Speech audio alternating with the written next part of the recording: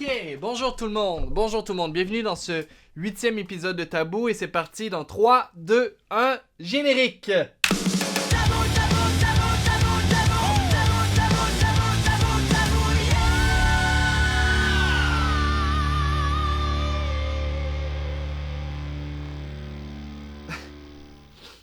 Bon ben le niveau vient de monter un peu pour le générique. Alors un énorme merci à Mrs Yeye pour cette intro, vraiment c'est formidable. Je laisse le lien de sa chaîne dans la description, allez voir ça. Si vous aussi ça vous tente de participer, envoyez votre intro à tabouémission@gmail.com. Bon alors si vous êtes européen, et je vous dis Justin Trudeau, vous pensez très probablement à une personne féministe, environnementaliste, progressiste et évidemment très très chaude. Bon donc il n'y a aucun doute que Justin Trudeau est un sex symbole incroyable, je pense qu'on est d'accord là-dessus, il est très très chaud. Mais est-ce qu'il est vraiment si incroyable qu'on le pense? Non. Voilà, je pourrais arrêter la vidéo là, mais il faut que je dépasse les 10 minutes, donc c'est parti!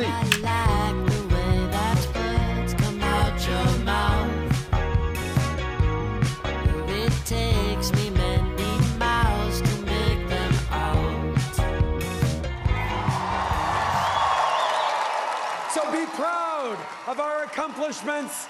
Be proud of our country, for this is Canada and this is home!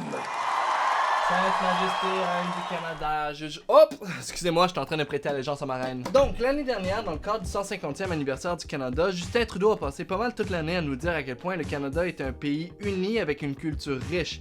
Et bon, suffit d'un cours d'histoire d'à peu près 10 minutes pour voir que c'est plus ou moins le cas. Puis là, je comprends que si vous êtes européen puis que vous regardez Justin Trudeau de l'extérieur, il peut vraiment avoir l'air de quelqu'un de formidable. Il donne des câlins aux pandas, il fait des combats de boxe, il est inclusif.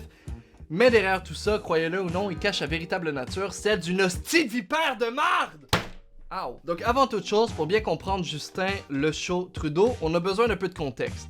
Si vous êtes déjà venu au Québec par avion, les chansons que vous êtes passés par l'aéroport Pierre-Éliott Trudeau, qui porte son nom en mémoire du père de Justin Trudeau, qui, de 68 à 84, a lui aussi été premier ministre du Canada. Comme par hasard! Et là, est-ce que c'est vraiment juste d'assumer que Justin Trudeau a une reconnaissance politique juste parce que son père a été premier ministre avant lui? Oui.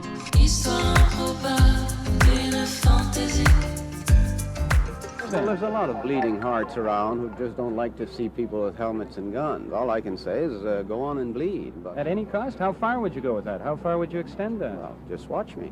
Ce que je pense qu'il est important de souligner si on veut bien comprendre Justin Trudeau, c'est que le Québec a une relation plutôt particulière avec son père pour toutes sortes de raisons, dont notamment un événement traumatisant pour le Québec qui est arrivé en 1970, qu'on appelle la crise d'octobre. Bon, donc je vais pas trop rentrer là-dedans parce que c'est vraiment compliqué et j'ai pas trop envie de me faire chier, mais grosso modo, dans le contexte où le mouvement indépendantiste québécois est pas mal à son apogée, il y a un petit groupe de terroristes québécois qui kidnappent un ministre fédéral canadien. Suite à quoi, Pierre-Éliott Trudeau, qui est le premier ministre du moment, va tout bonnement envoyer l'armée canadienne dans les rues de Montréal et déclarer en vigueur la loi sur les mesures de guerre qui, en gros, donne le droit aux policiers d'arrêter et d'emprisonner n'importe quel citoyen pour aucune justification valable. Vous voyez le genre? C'est un peu genre semi-fasciste. Un peu comme mes parents qui comprennent jamais rien! Et là, comme vous avez vu dans le dernier clip, quand Pierre-Éliott Trudeau se fait demander par un journaliste jusqu'à où il est prêt à aller dans la répression des droits des citoyens québécois sous prétexte de garder la loi et l'ordre au Canada, il dit de toute son arrogance une phrase qui est maintenant devenue célèbre au Québec, « Just watch me ». Puis après ça, si je me rappelle bien, il a dit un truc du genre « Hashtag le Québec sera jamais un pays sur les réseaux sociaux ». Puis là, je comprends que la crise d'octobre est un enjeu compliqué puis que le Québec a sa part de responsabilité là-dedans, mais je pense que ça vous donne une bonne idée de l'état d'esprit de Pierre-Éliott Trudeau par rapport à la culture québécoise et à notre désir d'affirmation nationale. Genre pour lui, être québécois, c'était pas quelque chose. T'étais canadien ou tu te faisais tout bonnement défoncer la gueule par l'armée à la très bonne franquette. Bref, sachant donc le passé de répression de Papa Trudeau par rapport au Québec, allons voir qu'est-ce que son fils a à dire sur notre désir d'affirmation culturelle. C'est parti! Je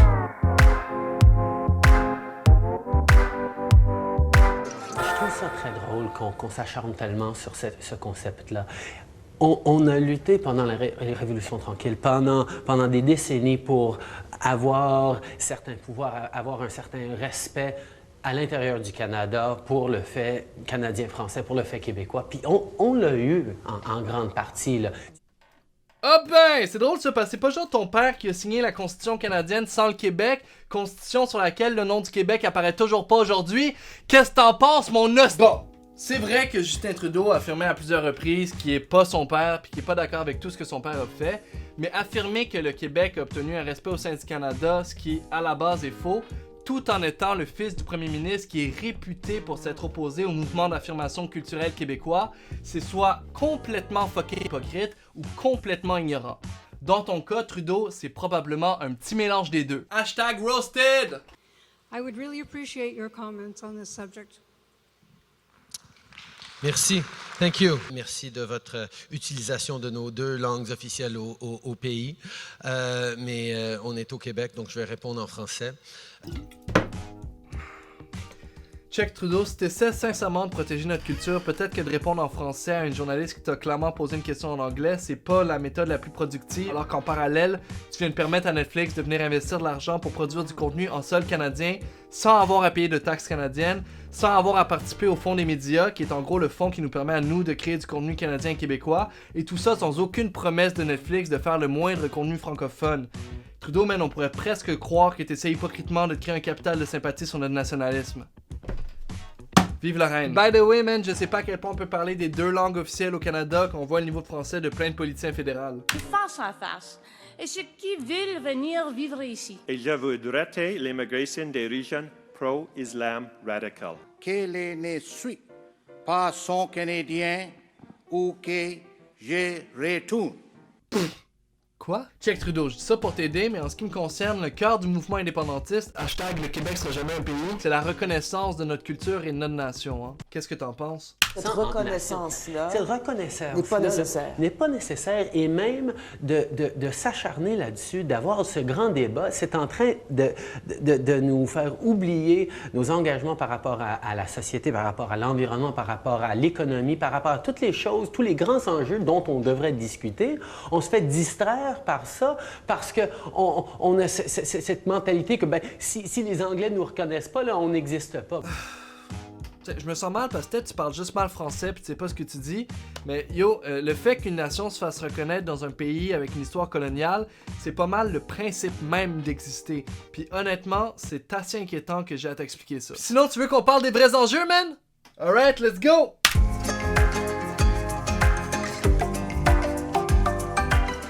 Today, with my signature, I give you our word that Canada's efforts will not cease. Climate change will test our intelligence, our compassion, and our will.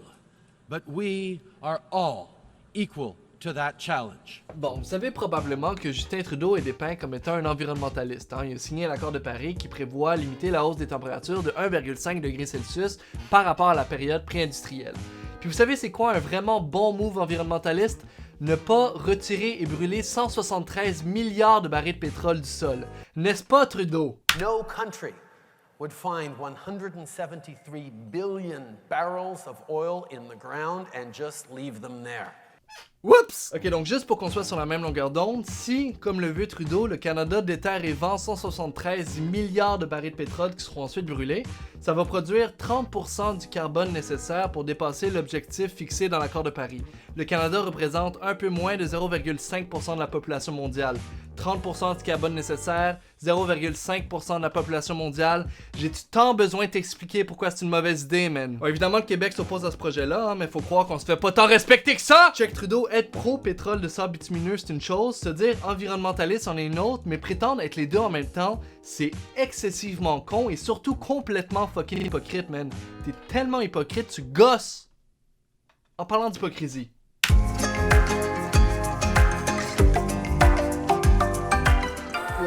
First of all, I'm going to keep saying loud and clearly that I am a feminist. Ok, règle numéro 1 du féminisme. Si un gars manque pas une occasion de vous dire à quel point il est féministe, c'est qu'il est probablement pas tellement féministe. Ce qui m'amène à mon prochain segment, le conseil pour les gros cons. Conseil de la journée, c'est le segment des gros cons. Conseil de la journée. Yo Justin, je dis ça, je dis rien, mais si tu construis l'entièreté de ton identité politique sur le fait que t'es progressiste puis féministe, peut-être que tu devrais pas vendre 15 milliards de dollars d'armes à des pays où les droits des femmes sont pas respectés. T'en fais ce que t'en veux, mon gars, c'était les conseils pour les gros cons! Conseil de la journée, c'est le segment des gros cons.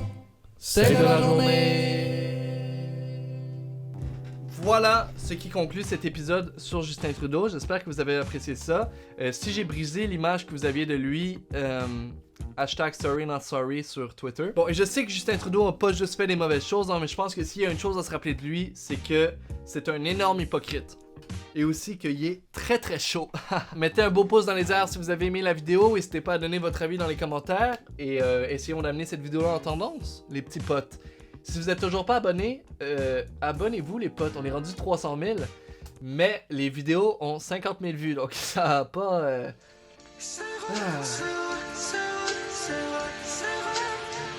Bye! Ancienne Québec, Fred comme un Kool-Aid. Tout était ferme 7, hey, c'est tout late. Pas de ici quand je free fall pour un giro. Puis que je bother personne, mais tout le monde agit sinon.